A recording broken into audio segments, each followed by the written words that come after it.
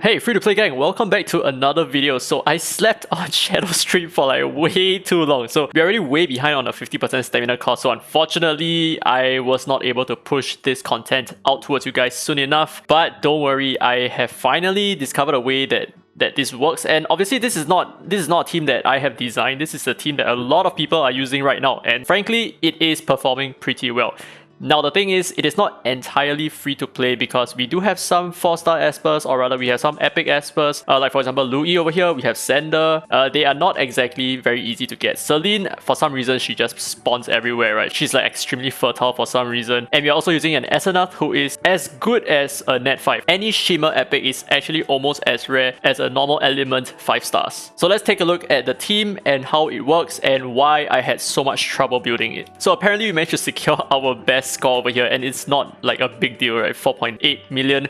There are people with like 6 million and all that. Is pretty crazy. So this is the team that I'm running with, but let's talk a little bit about Shadowstream before we talk about the team. So Shadowstream, the main catch that he has is just simply now you need to take more turns in order to give yourself the petals, right? So for example, if you're completely new and you do not even know what the Desolate Land is all about, every single one of the Desolate Land bosses have a catch to it. So for example, Shadowstream's catch is that you need to take more turns in order to, like score more multipliers later on. Whereas for Shadowfire, you need to kill off his ads, and the more ads that you kill, you gain more points, so on and so forth. But let's just focus on this for now. So we need to take a lot of turns, and that means that we need to have like either a lot of speed or we use espers that take multiple turns, and I'm gonna go on to that in just a bit. But let's start with the espers that we are using. So firstly, we are using Dahlia. We're not using Suhua anymore, and the reason for that is because Dahlia has an AP push on her 3rd skill, and this is going to be like the essential key for like, I guess, most of your different kinds of team comps.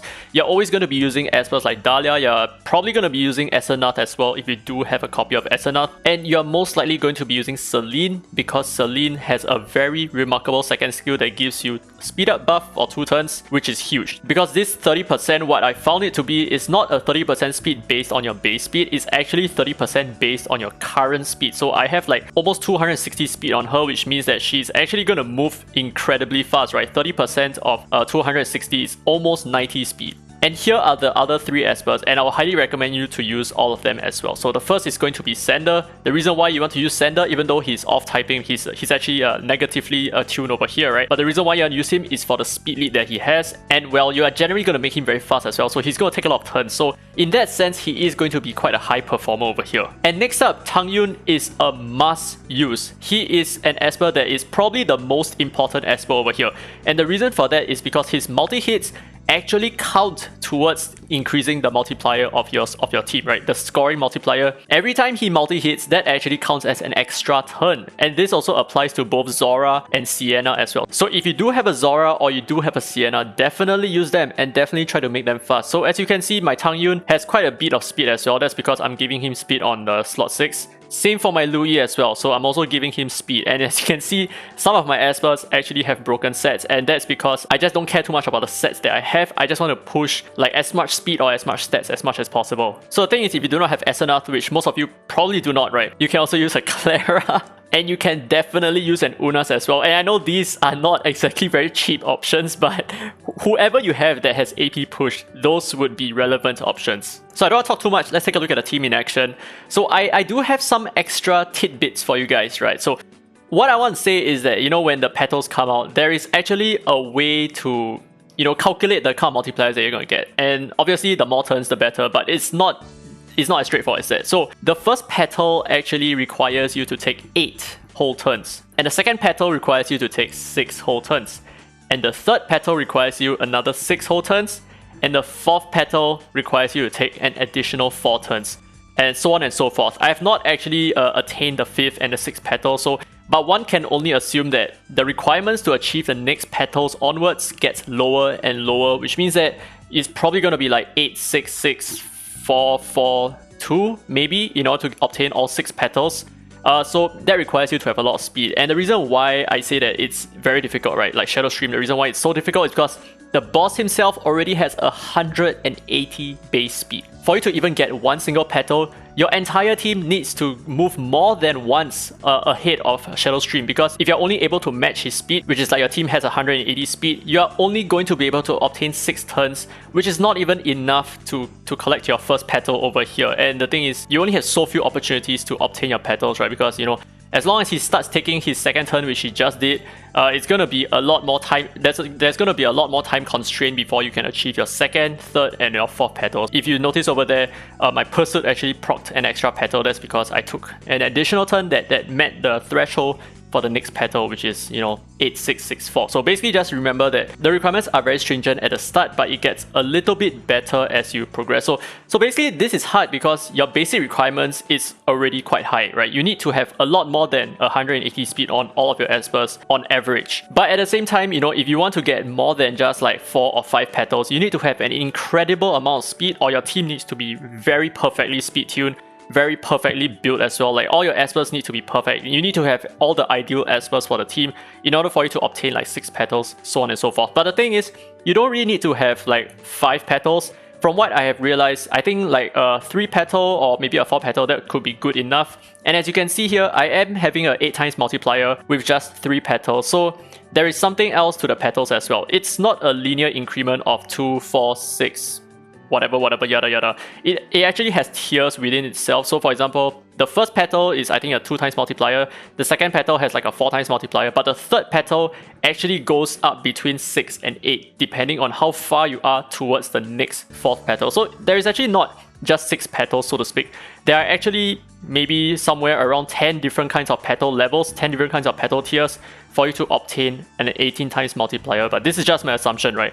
So as you can see here, we are almost scraping triple S, and we are barely there. Okay, now we have triple S. But as you can see, this is incredibly difficult because my team is already built pretty decently fast. For example, my Celine, she has like almost 260 speed.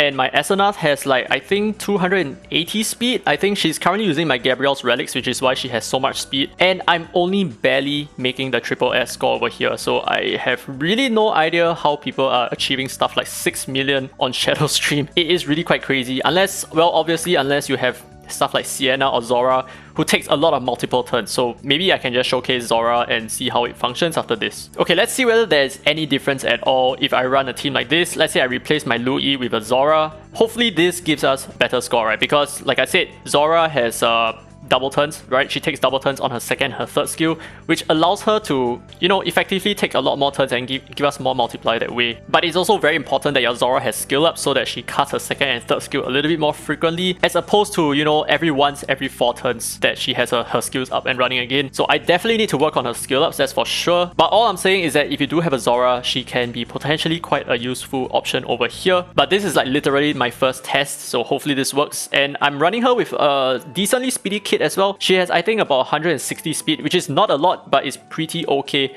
for a DPS Esper. So let's see how this goes. Okay, here comes the effect, right?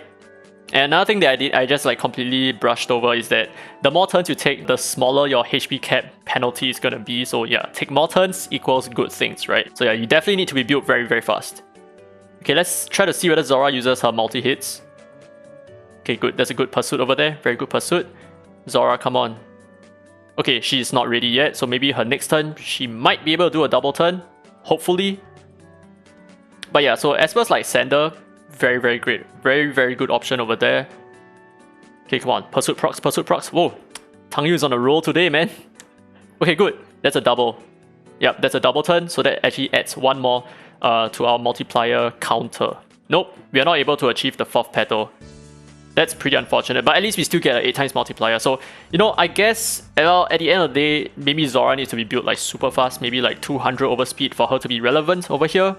But I guess this is good enough. I mean, it's still going to give us a decent score, so times 8 or maybe even times 10, that's going to be good enough. So essentially, your team needs to be super fast, which is like what most of you guys probably do not have at this point of time, because it's just so hard to get additional speed. So what I'll recommend to you is to just farm Shadowfire as much as you can right now, just to boost all your Windwalker relics to make it super fast. And now that you have a much faster set of like Windwalker relics, you would be able to perform here a little bit better. So that's like the transition between the different Desolate Land bosses. So hope you guys enjoyed the video. If you did, don't forget to leave a thumbs up. It really helps the channel, and subscribe for more Dislyte content. Now this has been Daddy Free to Play, and as always, I will see you in the next video. Holy crap, we actually did so poorly.